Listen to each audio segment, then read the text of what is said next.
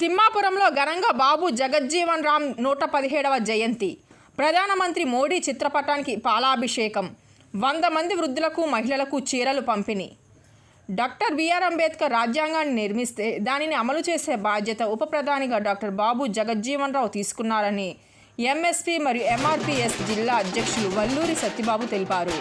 Kakinada rural మండలం తిమ్మాపురం దళితపేటలో బాబు జగజ్జీవన్ రావు 117వ జయంతిని Janasena party గ్రామ కమిటీ గౌరవ అధ్యక్షులు మాదారపు తాతాజీ ఆధ్వర్యంలో బాబు జగజ్జీవన్ రావు యూత్ తిమ్మాపురం సవరం సుబ్బారావు అధ్యక్షతన ఘనంగా నిర్వహించారు. ముందుగా బాబు జగజ్జీవన్ రావు విగ్రహానికి ముఖ్య అతిథులు గజమాల వేయడం జరిగింది. ఈ కార్యక్రమంలో వైఎస్ ఎంపీపీ విరీష దంపతులు, సవరం సుబ్బారావు మోహన్, నేదునూరి విజయకుమార్, వల్లూరి భగవత్, సవరపు సత్యనారాయణ గంగరాజు, యేసు, శీలా సందీప్, నెదునూరి రాకేష్, వాకపల్లి శ్రీను, మాదారపు తాతాజీ యూత్ సభ్యులు, జనసేన నాయకులు, కార్యకర్తలు, గ్రామస్తులు తదితరులు పాల్గొన్నారు.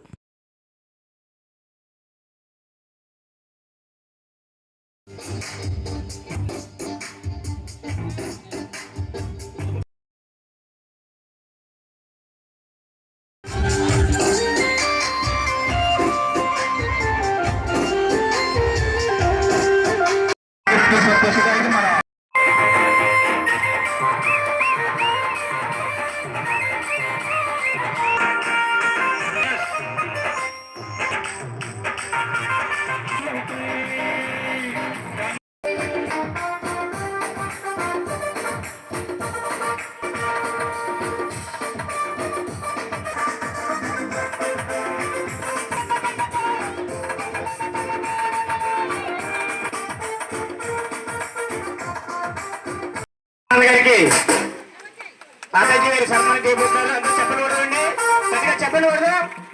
అన్న సింగర్ మీకు అందరికీ తెలిసిందే. వల్లూరు సత్యమాదిగా నేను కృష్ణమాది గారి ఆధ్వర్యంలో సుమారుగా 25 సంవత్సరాల నుంచి ఎస్సీలో ఉన్నటువంటి 59 కులాలకు సామాజిక న్యాయం జరగాలని కృష్ణమాది గారు ఏ ఉద్యమం అయితే స్టార్ట్ చేశారో ఆ ఉద్యమంలో మరి ఎటు వెళ్లకుండా, ఏ పార్టీ వైపు చూడకుండా, ఏ సంఘాల వైపు చూడకుండా కృష్ణమాది గారు ఏ ఆదేశం ఇచ్చినా పనిచేస్తూ జాతి గురించి పాడుబడే నాయకుల్లో ఈ స్టేజ్ మీద కూర్చున్నటువంటి కృష్ణమాది గారి అనుచరులు మేము అని గర్వంగా చెప్పుకుంటూ ఉన్నాం.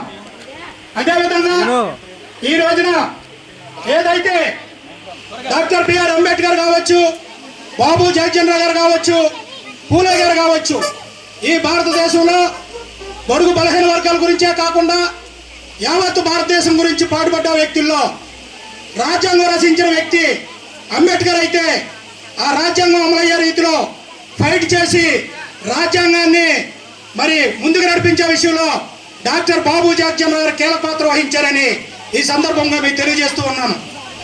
అదేవిధంగా ఈ రోజున బాబు జగజ్జీవన్ రావు గారు 117వ జయంతిని ఈ రోజే కాదు, మరి జయంతులు మొదలైన కాడి నుంచి ఈ తిమ్మాపురంలో ఉన్నటువంటి యూత్ కురాళ్ళు, మహిళలు, పెద్దలు అందరూ కూడా మరి ఎంతో ఘనంగా చేస్తున్నారు. మీకు అందరికి కూడా ధన్యవాదాలు. అదేవిధంగా ఏదైతే ఎస్సీ వర్గీకరణ 30 సంవత్సరాల పోరాటంలో ఎన్నో జైలు పాలయ్యాం మేము. నా మీద 8 కేసులు, కలెక్టరేట్లు ముట్టడే, రహదారులు ముట్టడే, బైపాసులు ముట్టడంలో 8 కేసుల నుంచి బయటకు వచ్చాను నేను. అంటే జాతి గురించి నేను ఎంతో కష్టపడ్డాం. అదేవిధంగా కృష్ణమాది గారు అయితే తన భార్య పిల్లల గురించి చూసుకోకుండా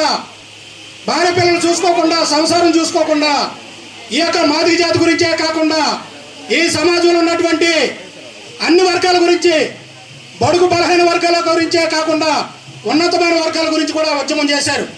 అందులో ఈ రోజున ఆర్గీసీ వచ్చిందంటే కృష్ణమాది గారి ఉద్యమం, ఎంఆర్పీఎస్ ఉద్యమం. ఈ రోజున మీకు అందరికీ పెన్షన్లు వస్తున్నాయంటే కృష్ణమాది గారి ఉద్యమం, ఎంఆర్పీఎస్ ఉద్యమం. వికలాంగులకు పెన్షన్ వచ్చిందంటే కృష్ణమాది గారి ఉద్యమం, ఎంఆర్పీఎస్ ఉద్యమం. ఈ రోజున మీకు రైస్ కోటా 2 కేజీలు ఇచ్చేవారు. ఆ 2 కేజీల నుంచి 5 కేజీలు అయిందంటే అది కూడా మేము చేసిన ఉద్యమే.